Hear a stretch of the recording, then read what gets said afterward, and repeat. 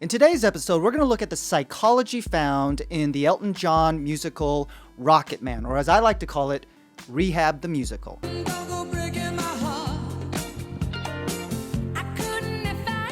We're going to specifically look at how Elton John's vulnerability and desire to be loved really opened himself up to wounds and hurts from others.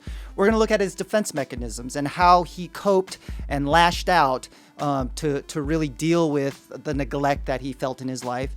And then finally, we're going to look at this idea of asking for help and how Elton was able to overcome his own pride or self-destruction to really get his life together and find contentment, happiness, and acceptance. I'm Jonathan Hetterly, a licensed professional counselor, and this is Psych Cinema.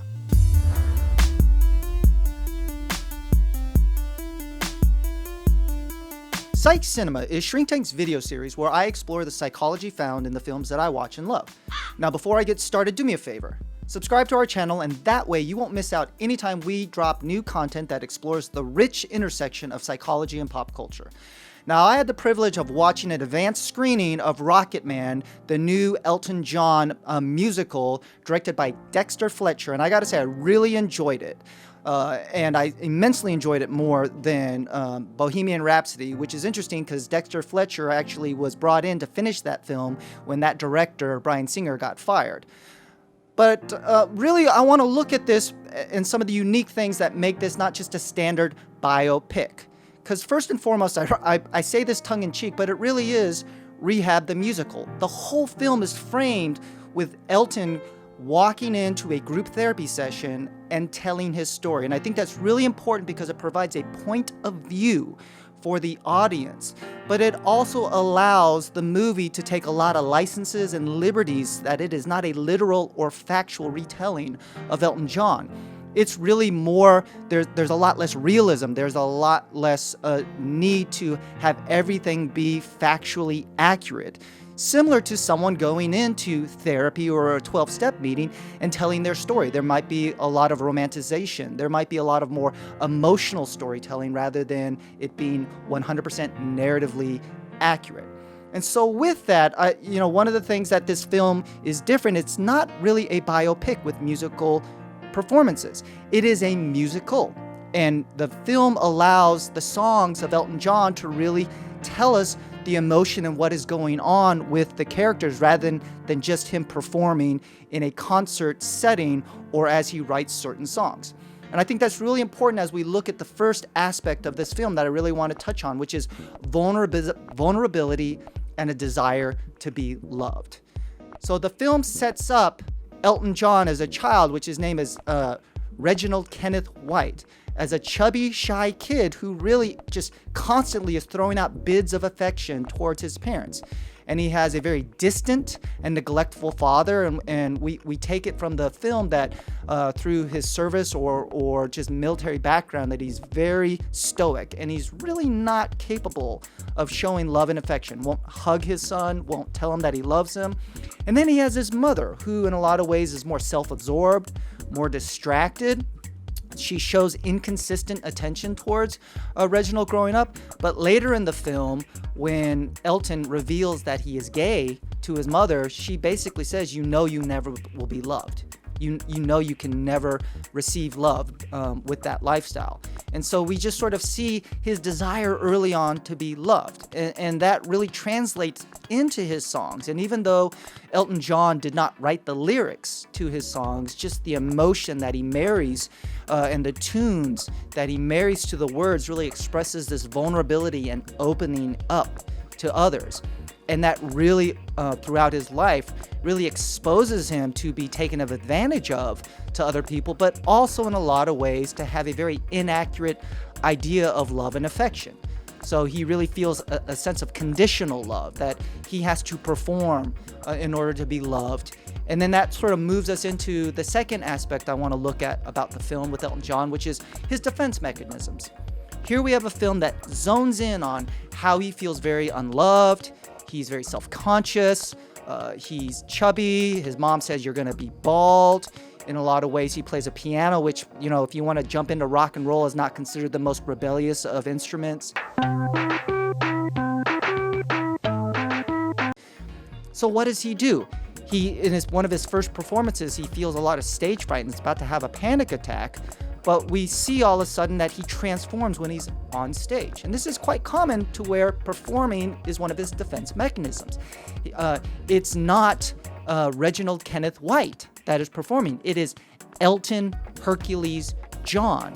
And with that, he shows an element of bravado and courage and fearlessness that we don't necessarily see when the film shows us the quieter moments of Reginald Kenneth White. No, God!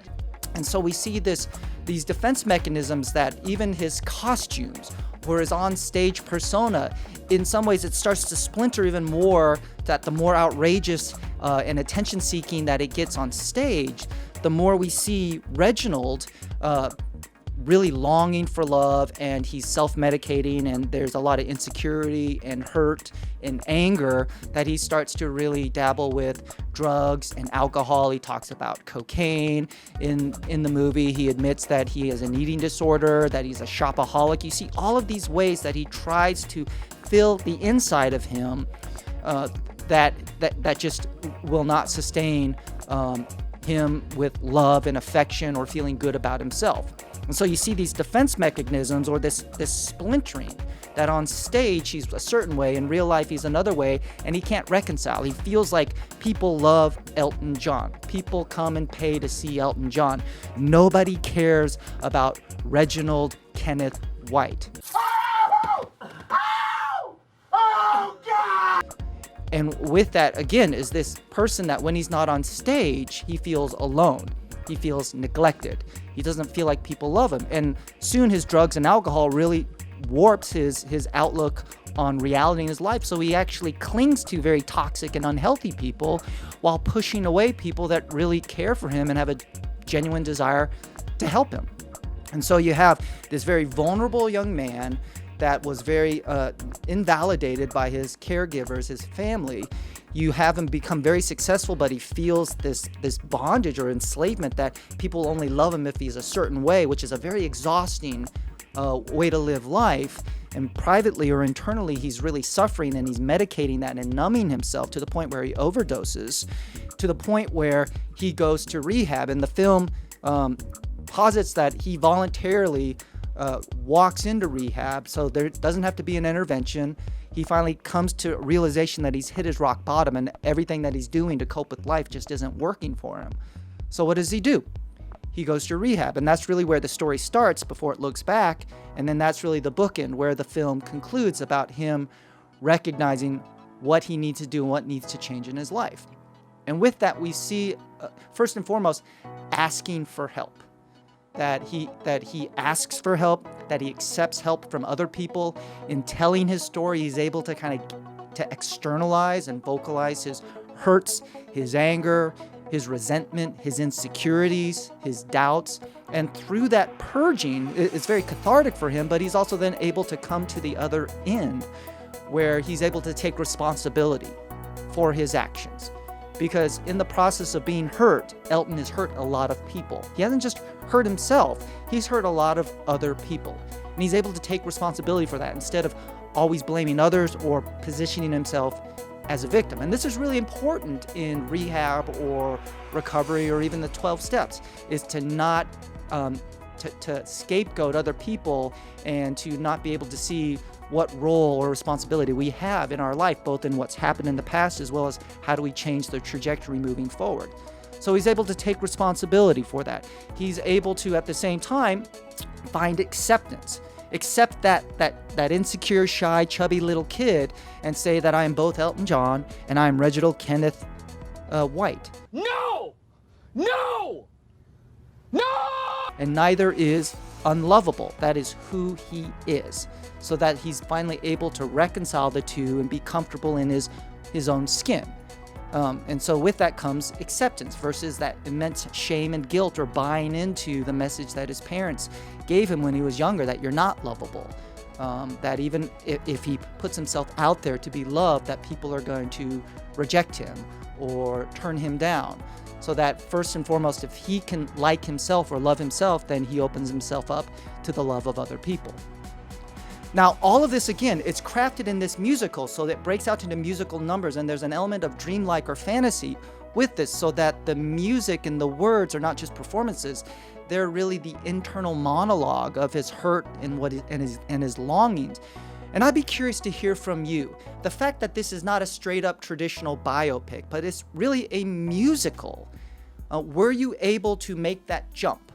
Or did that really unconventional structure of the film take you out of the story of Elton John and his career? Be sure to leave your comments below, and you're also welcome to leave a recommendation of a film you would like for us to tackle here on Psych Cinema.